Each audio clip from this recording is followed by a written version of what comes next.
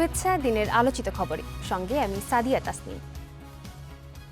২০১২ সালে বিএনপি নেতা ইলিয়াস আলীর গুমের সঙ্গে সাবেক সেনা কর্মকর্তা জিয়াউল আহসান জড়িত।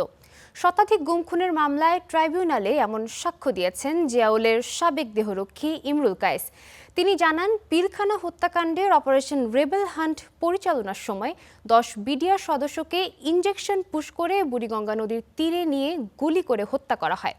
পিলখানা হত্যাকাণ্ড পরবর্তী অভিযান সহ ৭টি ঘটনায় প্রায় ৩০টি হত্যাকাণ্ডের বর্ণনা উঠে আসে ট্রাইব্যুনালে দেয়া তার সাক্ষ্যে।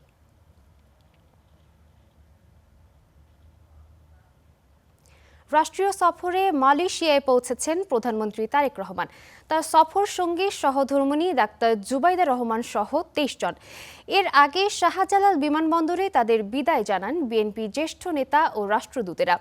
সরকার প্রধানের এই প্রথম রাষ্ট্রীয় সফরে মালয়েশিয়ার শ্রমবাজার উন্মুক্তের আশা ও চীনের সঙ্গে ২টি চুক্তি ও ১৩টি সমঝোতা স্মারক সই হওয়ার কথা রয়েছে।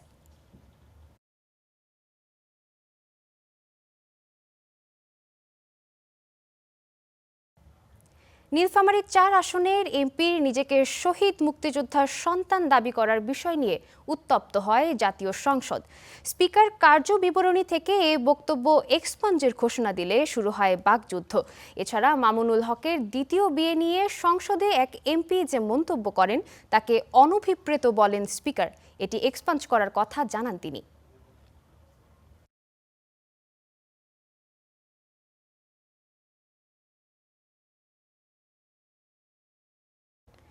কাতারে মর্মান্তিক সড়ক দুর্ঘটনায় ৫ বাংলাদেশি নিহত হয়েছেন। তারা সিলেটের কানাইঘাটের একই গ্রামের বাসিন্দা। স্থানীয় সময় সকালে কাতারের শাহানিয়া এলাকায় এ দুর্ঘটনা ঘটে। স্বজনরা জানান, তারা একটি পিকআপে করে কর্মস্থলে যাচ্ছিলেন। এ সময় গাড়িটি নিয়ন্ত্রণ হারিয়ে উল্টে যায়। এতে ঘটনাস্থলে ৬ জন প্রাণ হারান। নিহত অপরজন ভারতীয় নাগরিক। দূতাবাসের সঙ্গে যোগাযোগ করে দ্রুত তাদের মরদেহ দেশে ফিরিয়ে আনার দাবি জানিয়েছেন স্বজনরা।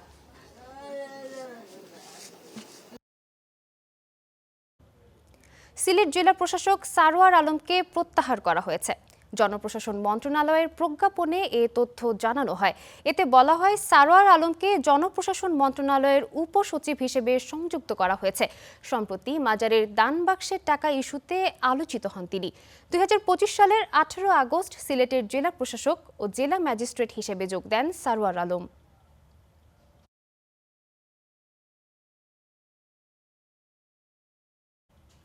সুইজারল্যান্ডে শুরু হয়েছে বহুল প্রতীক্ষিত যুক্তরাষ্ট্র ইরান আলোচনা। এতে লেবাননের শান্তি প্রতিষ্ঠা, হরমুজ প্রণালীতে অবাধ চলাচল ও ইরানের পরমাণু ইস্যুতে আলোচনা হবে। মার্কিন প্রতিনিধি দলে রয়েছেন যুক্তরাষ্ট্রের ভাইস প্রেসিডেন্ট জেডি ভান্স, ট্রাম্পের জামাতা জ্যারেড কুশনার ও বিশেষ দূত স্টিভ উইটকফ।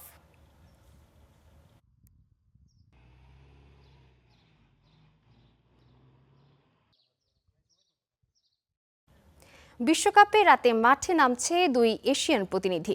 রাত ১০টায় ইউরো চ্যাম্পিয়ন স্পেনের প্রতিপক্ষ সৌদি আরব।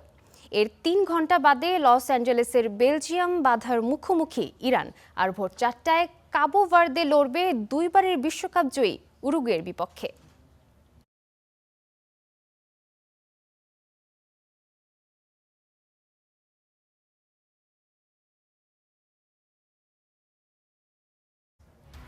এ ছিল দিনের আলোচিত খবরে। সঙ্গে থাকার জন্য ধন্যবাদ।